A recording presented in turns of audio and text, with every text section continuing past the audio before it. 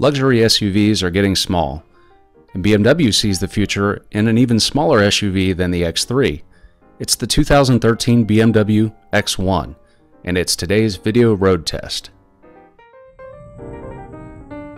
Hi, I'm Marty Paget. I'm the editor of the Car Connection and Motor Authority, and I've had the chance to drive an X1 early before it goes on sale at the end of 2012.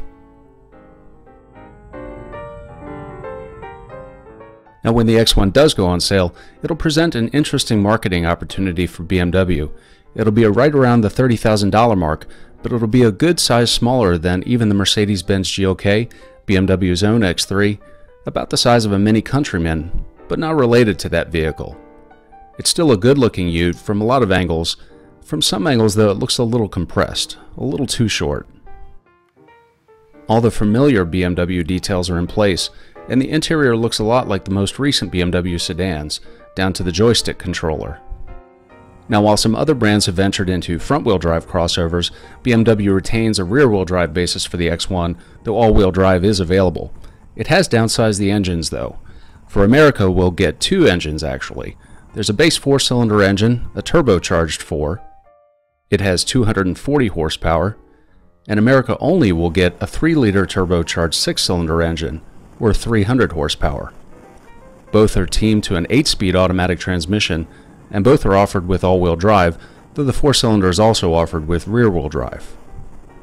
With the 4-cylinder, 0 to 60 times are expected to be about 6.3 seconds, with the 6-cylinder about 5.3 seconds.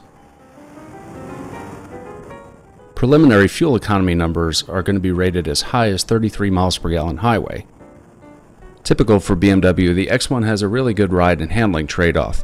With crisp cornering and even with xDrive, it doesn't feel too weighty.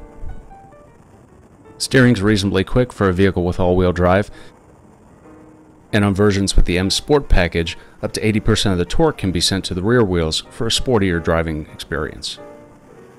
Now, in this first drive, we were only able to sample the 4-cylinder, not the 6-cylinder turbo, and we did notice the 4-cylinder turbo has a fair amount of engine noise. Now, our X1 also had a fair amount of body roll, but with 18-inch wheels and tires, it also had a fair amount of grip, especially for a tall vehicle with such a short wheelbase. The X1 is small. There's enough room up front for adults, but in the back, not so much, and at most, there's only 15 cubic feet of cargo space. There are some interesting and odd ergonomic touches, like the second cup holder up front, but BMW does include a USB port at long last. A whole range of options will be available on the X1, everything from the turbo 6-cylinder engine to power front seats, quicker adaptive steering, a panoramic sunroof, and Bluetooth and a rear-view camera. So what's our first take on the 2013 BMW X1?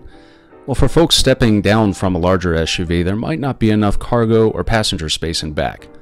But for those stepping up from a sedan into a crossover for the first time, it's a sporty alternative that we like.